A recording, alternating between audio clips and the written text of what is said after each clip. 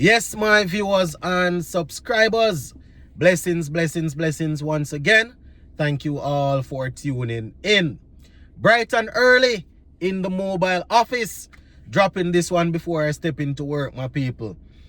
Now, I want to say shout out to Trinbago Knight Riders.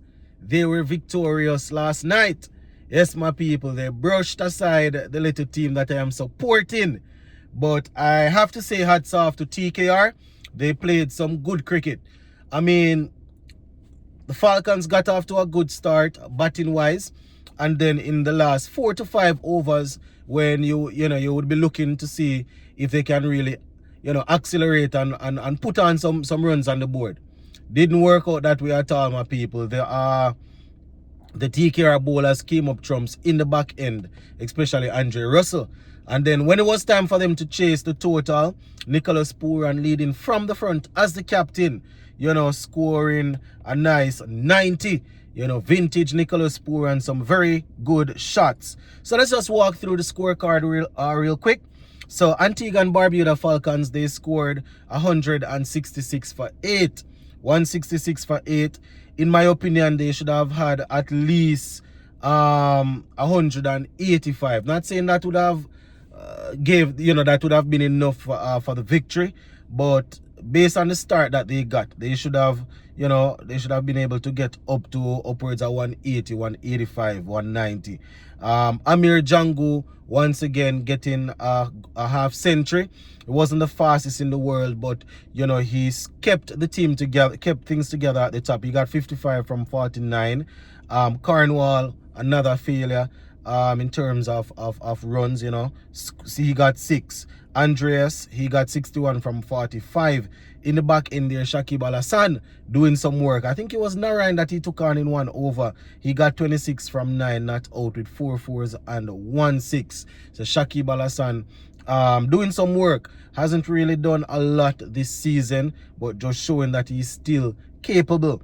In terms of the bowling for TKR, Andre Russell 2 for 30, Tariq 2 for 19, and we also saw Narayan getting 1 for 36 from 4. Leading the way was what's his name, Nachavalka, 3 for 23 from his 4 overs. So that is basically how it went there in terms of the bowling.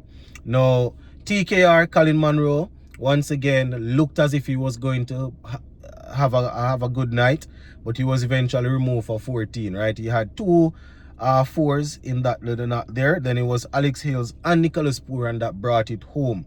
Right, Nicholas Pooran getting 90 from 53 not out, 8 sixes and 3 fours. Alex Hales getting 54 from 40 with 3 fours and 3 sixes. You can imagine if there was more runs on the board, Nicholas Pooran would have brought up another century, because they won the game quite comfortably.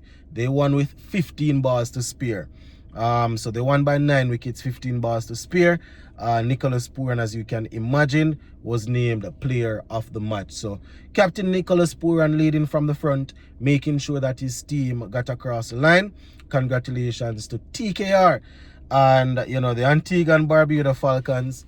I can tell you a lot of people didn't expect this team to perform so well this season, but they ran into a TKR team that it was a little bit hard to handle. As I said, they started off well with the bat, but unfortunately for them, they weren't able to finish off so strong. And then in terms of the bowling, they didn't find any answer. They didn't find any answer for what Nicholas Pooran had to offer, my people. It was vintage Nicholas Pooran. He looked good, and I can imagine that the TKR fans, were happy to see him in full flow. Once again, shout out to TKR. Match well played. Good victory there, getting rid of my little team, right?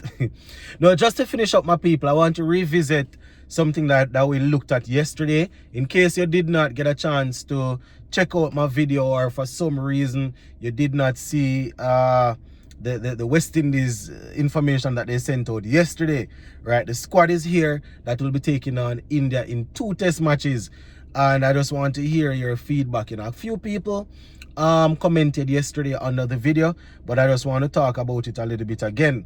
You know, Tajner and Shonda Paul and Alec Arthur is getting recalled, and we saw where what's his name, Kyrie Pierre finally got a call up. I cannot really argue with Kyrie Pierre getting a call up, my viewers and subscribers, because he has been working. He has been working, and it's not only in red ball cricket. He has been working in white ball cricket also. You understand? It's just that we know all the white ball things set up. We have Moti and we have Moti and Akil Hussain.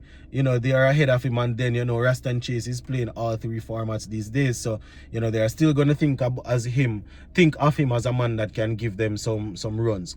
Right? I mentioned Nicholas Pooran's name just now because, you know, I was listening to something the other day, and I heard where somebody was saying that, you know, Nicholas Pooran, his T20 form, his T20 form could definitely do with some red ball cricket. You understand? Because if he spends more time at the wicket in terms of being able to pick and choose certain deliveries, he would be even more dangerous. So that is why I just mentioned his name, because, you know, I'm looking at the test team. But we know that that is probably not something that we're gonna see happening anyway. So yeah, but as I was saying about Kyrie Pierre, my viewers and subscribers, he definitely has done some work over the last few years. Now, as much as I like Alec Arthur as a player, and, you know, I think he's very talented along with Tajner and Shonda Paul, I know, you know, because I don't fully understand the selection process. You know, one would think that if you are dropped because you're not performing, you know, you would have to go back to the 4-day championship and really score some runs, spend some time at the wicket, so they can say, yes, we're bringing you back into the mix of things, right? But, you know, we see where Miles Bascom and Sammy, they have said that, you know, when they are playing a certain team or going into certain conditions, they will be looking at people that, you know, they have certain ability. You know, so you look at Alec, he has the ability to play spin. They will be looking at they definitely want, you know, an opener, so they will be looking at Tajner and Shonda Paul to come and settle things, right? we see where boy, I tell you, it's going to be very interesting to see how this batting hold up, my people. I still back the bowlers to do a job. It's going to be tough in India, but we'll definitely see how all of that work out. But just to remind you of the squad, is Rastan Chase, Jamel Warwick and Kevin Anderson. Alec Arthur is John Campbell, Tajner and Shonda Paul, Justin Graves, Shea Hope, Tevin Imlach, Alzari Joseph, Shamar Joseph, Brandon King, Anderson Phillip, Kyrie Pierre, and Jaden Seals. So those are the guys there that will be representing us, barring any injuries or anything. So just let me know your thoughts, my people. Big up on yourself, and we'll touch base.